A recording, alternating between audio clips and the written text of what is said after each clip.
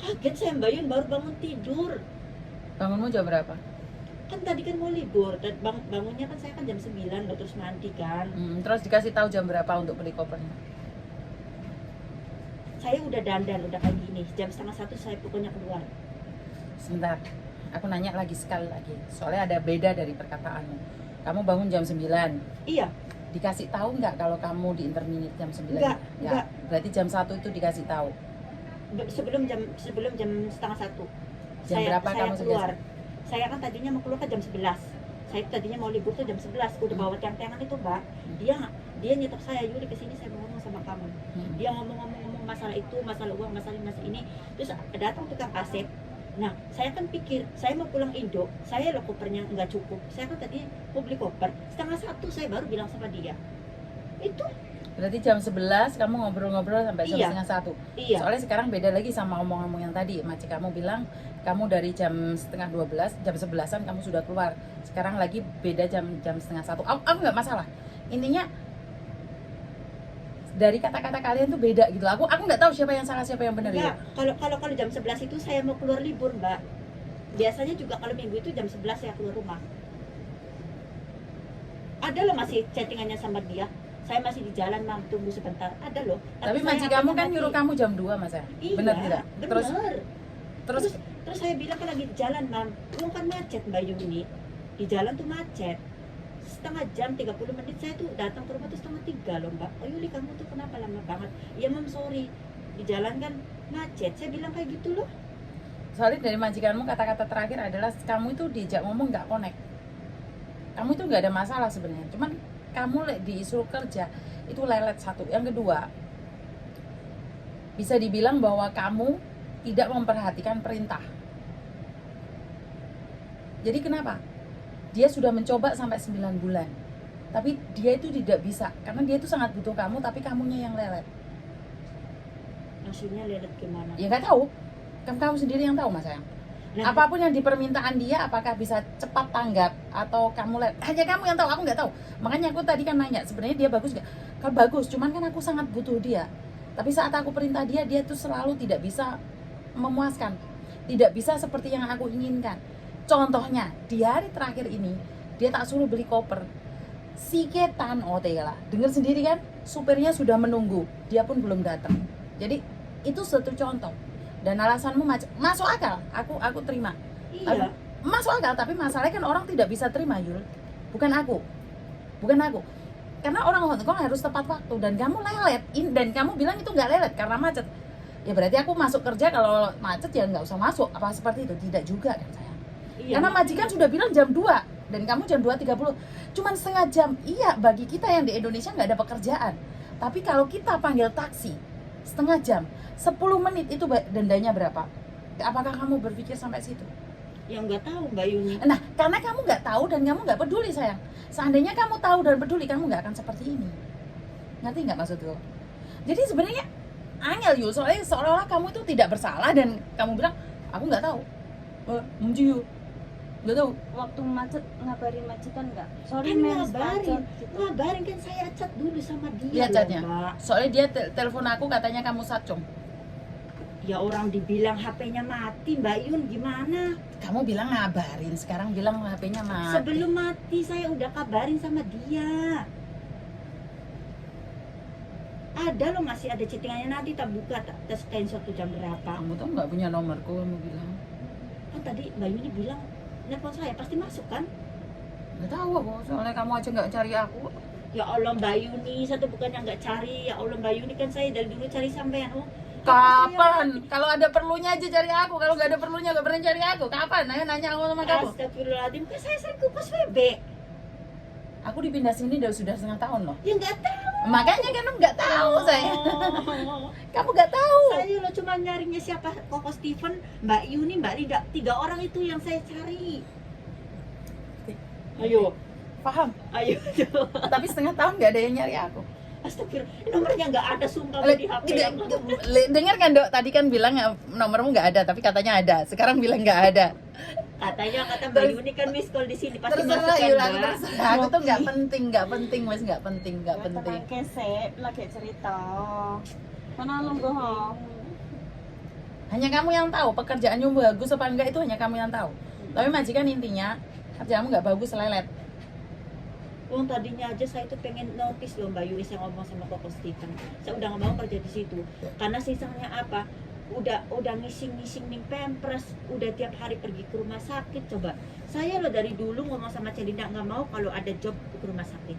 Tapi kenapa ujung-ujungnya kayak gini? Saya dipertahankan karena nggak enak, saya tuh baru masuk di situ.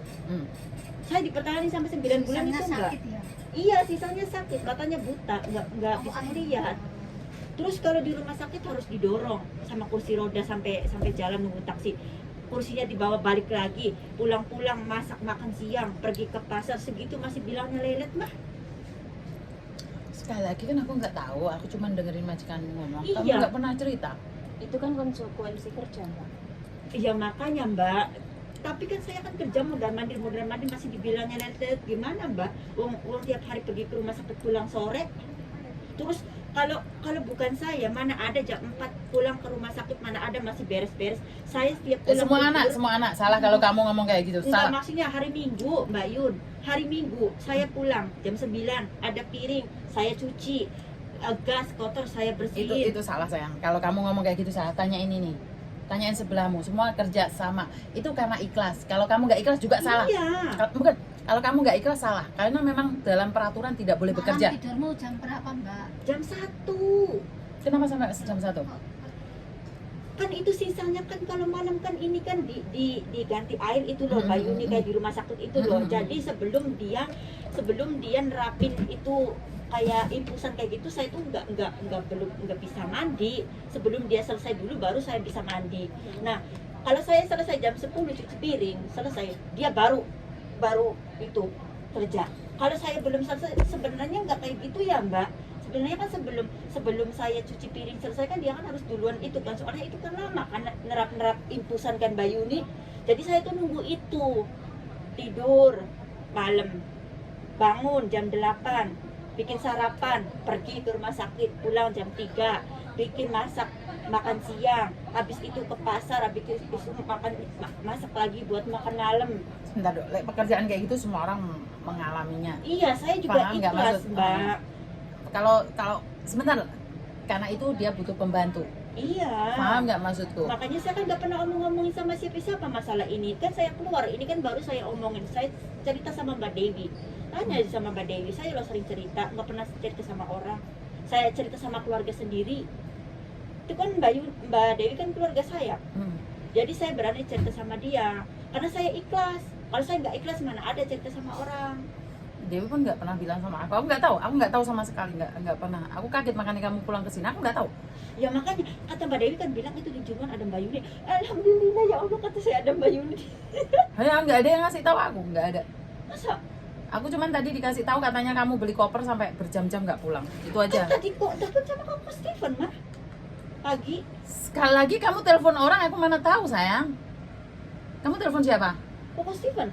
Terus hubungannya sama aku apa? Betul. Hubungannya sama aku apa? Nomornya Mbak Yuni nggak ada ya. Nah sekali lagi kan kamu balik lagi. Intinya kamu tuh nggak nyari aku dengan alasan aku nggak punya nomor. Ya udah, nggak apa-apa. Aku tuh nggak marah, aku malah seneng. Tidak ngerepotin aku. Ini nggak masalah. Intinya jangan ngomplainnya ke aku gitu aja, dan jangan bilang aku nggak tahu apa-apa. Memang aku nggak tahu. Lah teleponnya ke kos WB, komplainnya ke aku Mbak. Bener nggak? Kan lain orang Lain orang.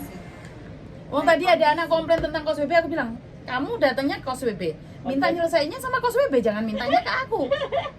Orang enggak? Nah kamu datangnya ke sini tapi kamu komplainnya tentang kos WB, kan mampus aku. Paham. Paham nggak sayang? Paham. Kadang terbikin ketawa itu. Bukan. Bagiku yang lucu itu malah kamu lah, gini nggak tahu Iya, apa-apa. kayak kita curhat sama temen, tapi tiba-tiba temannya Pingin aku yang tahu, bukan pingin aku yang paham. Right. Aku itu nggak punya ilmu Ajaib. ilmu ajaib. Kamu nggak dapat uang ketawa, tadi pura-pura nangis. Ilmu batin, Mbak. Bukannya nangis karena apa? Karena saya senang. tuh salah apa gitu loh Mbak Yuni. Orang cerai nggak perlu salah, Ya makanya Iya. saya loh kan dapat uang ya sudahlah, selesai. Dia habis dicerai dapat uang, selesai. cerai. Bener nggak? Mau apa lagi kamu? Mau nambahin aku, mau ngasih aku? Hah? Itu lo tak tambahin 100. Ayo makan yuk. Terus kalau interminute kayak gini harus pulang ya, Cen? Dia sendiri mau pulang mah, kasih tiket segitu dia mau mah. Ya itu keputusan dia. Aku udah bertanya Ya dia nggak sekali kan. majikan dulu gitu. Biarin dia mau kawin. Oh, Eh. Udah gatel deh. Enggak makanya kan. Orang udah punya suami kok. Punya suami nggak boleh gatel. Kadang tuh bikin ketawanya tuh di situ. Aku tuh lagi marah lo bikin ketawa. Ya Allah.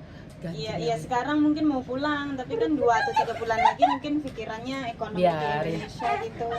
Tak video ntar mukamu masuk sini terkenal kamu ntar. Kamu ntar komplainnya ke aku ntar. Kenapa aku masukin video? Bocor. Tutup pintunya. Pura-pura nangis tadi ya.